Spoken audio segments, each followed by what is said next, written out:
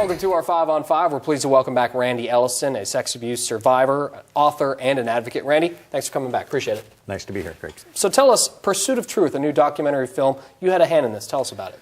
Yes, it is a film that was made actually by a mother of a survivor, and as she is currently even still in the process of working through the legal system and the legal process with her son as a survivor, she became quite incensed, and it's like, you know, where's the help, where's the support, and found very little understanding in the system. So she decided to make a film.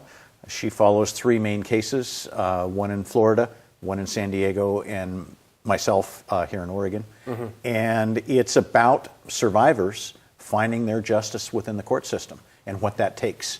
And it's very well done. It's a 60-minute documentary, and it just previewed at the Varsity on Tuesday night with support from the police department too. So yeah, tell us. And you participated in a panel afterwards. Yes. What kind of response did you get from the community? What did you say? What did they ask you? You know, the people really seem to track it. It's something that if you've never been involved in it, you just think, well, gosh, it's like any other crime. You report it and they go investigate. And with child sex abuse, typically you're not reporting at the time of the crime. It takes a lot of time, a lot of years, and a lot of maturity to get to the point where you want to tell somebody.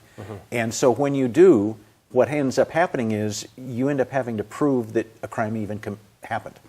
You know, where normally if your house was robbed or your car was stolen, you go in, you know, immediately it's like, oh yeah, sure, okay, we'll take care of that. And yet if I go in to report that I was sexually abused when I was 14, now you have to prove that in some fashion to even, you know, show yourself as a victim. Now, oftentimes in our society, in our communities, it's a difficult thing to talk about. Oh, yeah. You know, bringing this film to light is a positive thing. I'm curious if you believe, you know, kind of getting the word out more, talking about it more, putting it front and center, and kind of embracing these problems in our community. We have to do that. That's the only way we're going to change. And we really do have to change the culture around child sex abuse.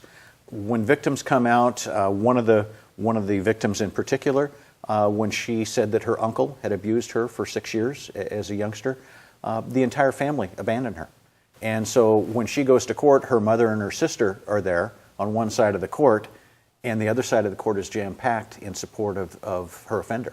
Oh. So, you know, it's within our family and it's within our culture. We don't want to believe that the minister, the city councilman, the coach, you know, these are typical, you know, it's pretty common for offenders to be upstanding citizens.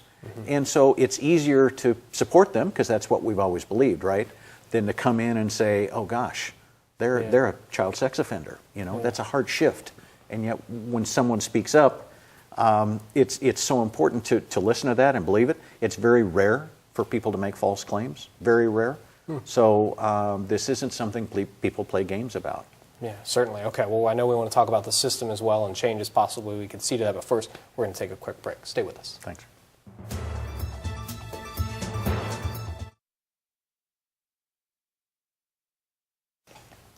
Welcome back to our 5 on 5. Again, we're here with Randy Ellison, a sex abuse survivor, an author, and an advocate. Randy, you participated in Pursuit of Truth, a documentary. Who can benefit most from seeing this film? Well, hopefully anyone can benefit.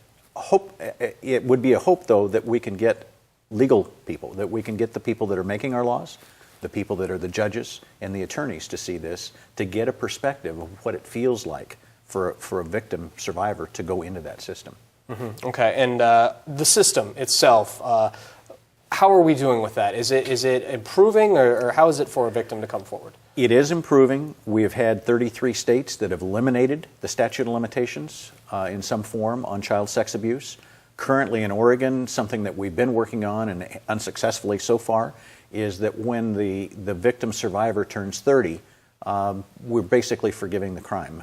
The statute of limitations runs out. So when I turn age 30 and I wasn't ready to talk about it yet, even though I might walk into a police station, be able to name the person, give them proof, they say sorry.